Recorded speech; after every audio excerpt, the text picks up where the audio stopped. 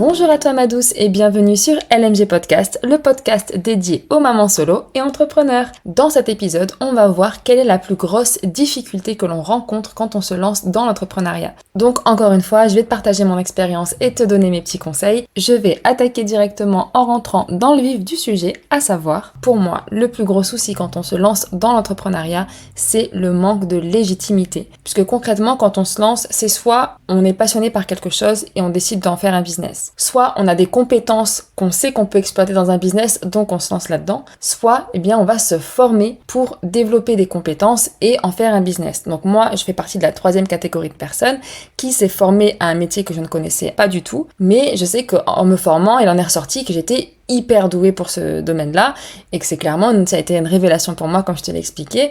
Et du coup, même si c'était tout nouveau pour moi, c'était aussi une évidence. Maintenant, pour aller le vendre, c'est quand même différent. Donc c'est vrai que c'est un petit peu compliqué quand tu te lances dans l'entrepreneuriat de te dire je vais aller vendre une compétence que je viens à peine d'acquérir et je vais devoir aller à la vendre comme si j'étais une experte depuis des années, quoi. Et je t'avoue que mine de rien, même si c'est vraiment la plus grosse difficulté quand on se lance, et je le vois aussi autour de moi, les élèves avec qui j'ai partagé ma formation qui se lancent, qui ont toujours ce manque de légitimité quand elles vont donner leurs tarifs, etc.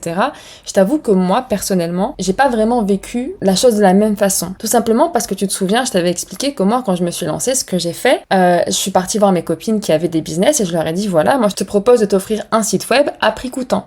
Donc moi je te fais pas payer la main d'œuvre, juste tu payes ton serveur et le constructeur du site. Et du coup forcément quand j'ai dû aller à la pêche aux clients ou des personnes venaient me contacter et qu'elles me demandaient qu'est-ce que tu as déjà fait, etc. J'ai joué un petit peu sur les mots et quand on me demandait tu peux me montrer les sites que tu as déjà fait, donc au lieu de leur dire oui je vais te montrer tous les sites que j'ai déjà réalisés, je leur disais oui je peux t'en montrer un ou deux.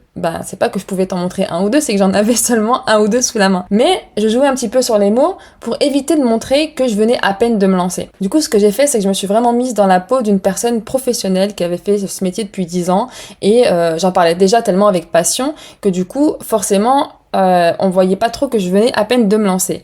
D'autant que je n'ai pas fait de prix de lancement. Moi, personnellement, quand je me suis lancée, comme je t'ai dit, je me suis retrouvée maman solo, devoir partir à zéro, j'étais au RSA. Clairement, ce que je voulais, c'était gagner de l'argent aussi, tu vois. Donc, je pouvais pas me permettre de commencer à des prix bas parce que je me suis mise aussi à la place des clientes. Moi, quand je vais acheter un produit en offre de lancement, déjà, premièrement, il y a un red flag qui me dit que la personne, elle vient à peine de commencer, donc rien ne me dit que le travail sera quali, tu vois. Il sera pas forcément qualitatif. Et deuxième chose, s'il y a une offre de lancement, ça veut dire qu'à un moment donné, cette personne-là, elle va augmenter son tarif, parce que si c'est une de ses clientes qui a bénéficié de son offre de lancement, qui est venue me la recommander, moi, quand je vais arriver là-bas, je vais pas comprendre pourquoi j'ai pas le même tarif, en fait. Et je vais être certainement frustrée. Après, c'est ma façon de réfléchir, et moi, je pars du principe que je suis ma propre cible, donc avant de m'engager dans des offres, etc., je réfléchis à comment j'aurais réagi, moi, à la place de la cliente. Alors du coup, moi c'est simple, pour appliquer mes tarifs, ce que j'ai fait, c'est tout simplement me demander combien je devais vendre de sites web par mois pour atteindre le salaire que je voulais me tirer. Alors forcément, ça n'a pas toujours été le cas, mais au moins j'avais une idée de ce que j'allais pouvoir générer par mois. Et forcément, si je partais avec une offre de lancement, il allait me falloir plus de clients, c'est logique. Seulement, moi j'avais pas beaucoup de visibilité, donc pour atteindre encore plus de clients, ça allait être difficile. Donc moi je voulais tout simplement partir sur mes tarifs que je m'étais fixés dans un premier temps pour avoir autant d'argent pour moins de clients. Aussi simple que ça. Donc comme je t'ai dit, je me suis entraînée sur les copines. Si t'as pas de copines, admettons tu te lances dans ce business-là et que tu n'as pas de copines qui ont de business ou ton entourage n'a aucun business, etc. Il n'y a pas de souci. Il y a des plateformes aussi spécialisées où tu peux réaliser des maquettes gratuitement de sites web et au moins pouvoir présenter un portfolio à quelqu'un, voilà. Et c'est pareil pour la création de contenu. Moi personnellement, avant de me lancer dans la création de contenu, j'ai lancé mon deuxième business. J'ai littéralement percé dès les premières semaines avec certains réels et du coup j'ai compris un petit peu comment ça fonctionnait. À partir de là, j'ai décidé de me former et de le proposer en prestation. Et quand je me suis formée, j'ai aussi voulu me lancer un petit challenge de recommencer à zéro avec l'agence web sur Instagram en proposant vraiment un feed qui allait vraiment plus me ressembler, un petit peu moins formel et voilà, j'ai vraiment voulu me challenger à travers ce nouveau compte. Donc agence web LMG Création sur Instagram. Il est pas ouf niveau abonnés parce que j'ai beaucoup moins de temps pour vraiment le gérer comme je veux. Mais le fait d'avoir déjà fait mes preuves sur notre compte, et ben forcément les personnes me font confiance. Et rien que là en fait, le fait de chercher à créer une communauté, que ce soit sur Instagram ou même ici, ce que je suis en train de faire avec toi dans ce podcast-là, forcément le fait de te parler, le fait de te raconter un petit peu ma vie, le fait de vraiment te faire rentrer dans mon intimité, eh bien ça crée aussi un lien de confiance entre nous deux. Et forcément, si demain tu décides de te lancer avec moi pour un projet, tu sais exactement à qui tu as affaire. Parce que j'essaie vraiment de me livrer à toi au maximum, je te partage des choses que je partagerais peut-être pas forcément en temps normal avec n'importe qui, et du coup forcément ça crée aussi ce lien de confiance, et c'est hyper important quand tu te lances dans quelque chose d'avoir cette communauté. Donc ça c'était un petit aparté, mais pour en revenir au vif du sujet, moi clairement quand je me suis lancée, tout ce que je voulais aussi c'était gagner de l'argent, donc j'avais gagné du temps en faisant très rapidement des sites web gratuitement pour mes copines, et ce que j'ai fait c'est que je me suis positionnée sur le marché comme si j'étais la seule agence web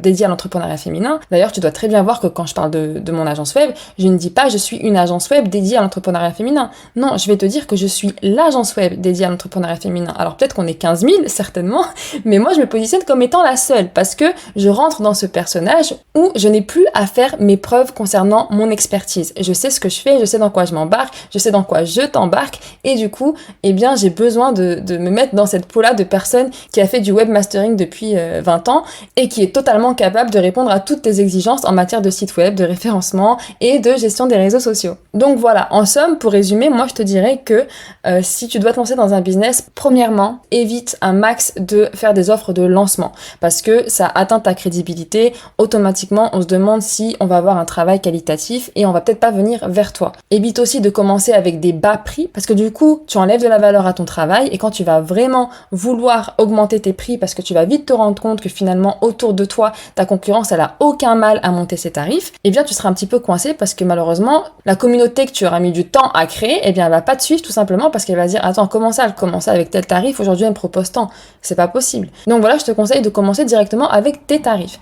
Maintenant, quand tu vas te retrouver face à des personnes qui n'ont pas forcément le budget pour tes prestations, moi ça m'arrive quand même assez souvent, des personnes qui n'ont pas forcément le budget, ce que je peux totalement comprendre, mais ne pas avoir le budget, ça veut pas dire qu'on est trop cher, ça veut dire que soit la personne n'est pas notre cible, soit on n'est tout simplement pas dans son budget, et dans ce cas-là, nous, ce qu'on peut faire, c'est s'adapter. Moi, par exemple, je vais te proposer un tarif pour un certain nombre de produits, de références produits que je vais rentrer dans ton site. Si tu me dis que mon tarif n'est pas dans ton budget, je vais tout simplement te dire, d'accord, écoute, au lieu de te rentrer 20 références produits, je t'en rentre 5, et je vais te former pour que tu puisses toi-même rentrer tous les autres produits. Et ça fonctionne très bien. Et ça marche exactement pareil avec le SEO. Si tu ne sais pas ce que c'est, le SEO, ce sont des techniques pour me faire en sorte d'arriver premier sur les moteurs de recherche comme Google, sans avoir à passer par la publicité. Donc, moi, une personne qui me dit je veux que tout mon site soit référencé, forcément, ça va chiffrer. Donc, si la personne me dit que ça ne rentre pas dans son budget, je vais lui proposer soit d'optimiser pour le SEO uniquement la page d'accueil, soit la page d'accueil et 2-3 produits phares, puisque de toute façon, je pars du principe que tout un site n'a pas à être forcément optimisé, puisque dès lors où il y a au moins une seule page de ton site qui arrive au top, et forcément cette page-là, elle emmènera sur tout le reste des pages du site. Donc voilà, il faut juste être un petit peu stratégique et voir par rapport à comment tu veux qu'on te recherche. Si tu vends des tapis, il va bien falloir qu'on te retrouve en tapant le mot tapis, donc ça peut être sur un produit phare comme sur ta page d'accueil. Et enfin, pareil pour le côté social media management, quand je propose la stratégie de contenu, je vais te proposer la stratégie de contenu, la création de contenu, l'interaction à partir de ton compte, c'est-à-dire aller liker, aller commenter sur des publications d'autres personnes pour montrer à Instagram que t'es bien vivante, que t'es bien là, présente sur son réseau, à faire en sorte de faire passer un maximum de temps sur son réseau, parce que c'est ce qu'il veut, Instagram et l'algorithme d'Instagram. Lui, ce qu'il veut, c'est qu'on passe un maximum de temps sur sa plateforme. Donc, plus tu vas montrer que t'es là, et plus il va te mettre en avant. Donc, moi, je peux proposer toutes ces prestations-là, la recherche de partenariats, etc., etc. Sauf que si la personne me dit, moi, ça rentre pas dans mon budget, c'est pareil, on va pas baisser le tarif, mais par contre, on va baisser les prestations. Donc, si, au lieu de faire une stratégie avec un post par jour pour atteindre tes objectifs, donc forcément, on va prolonger un petit peu le résultat de l'objectif que tu as envie d'atteindre, et on va étaler un petit peu plus les publications. Par exemple, au lieu de poster tous les jours, on va poster 2 à 3 fois par semaine, ça te reviendra moins cher, etc. Et encore une fois, si c'est encore trop cher, à ce moment-là, moi, ce que je te propose, ce serait de créer tes contenus, mais de ne pas les planifier pour toi, de ne pas les poster à ta place. Juste moi je te crée les contenus, les légendes, les hashtags, etc. Je te donne mes directives pour être vraiment dans l'interaction quand tu vas commencer à poster, mais sans avoir à m'en occuper. Parce que du coup, moi, mon objectif aussi, c'est de vendre mes prestations à leur juste prix, à leur juste valeur aussi, et sans avoir à perdre aussi du temps et de l'argent. Donc voilà un petit peu comment ça fonctionne.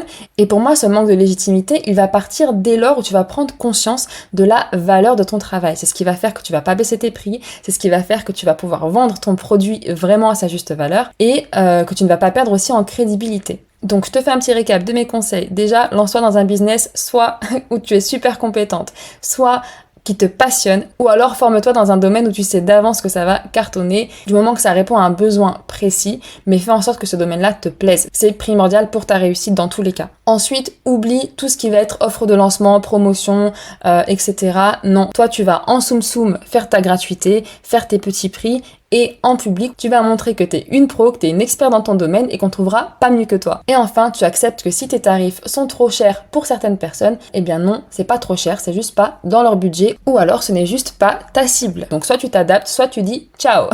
Donc voilà pour cet épisode, j'espère que ça t'aura bien aidé. En tout cas, n'hésite pas à me partager ton expérience sur mes différents réseaux. Et si tu as des suggestions de sujets que tu aimerais que je traite à travers ce podcast, n'hésite surtout pas également à m'en faire part. On se retrouve très rapidement dans le prochain épisode. En attendant, prends soin de toi et je te dis à très vite.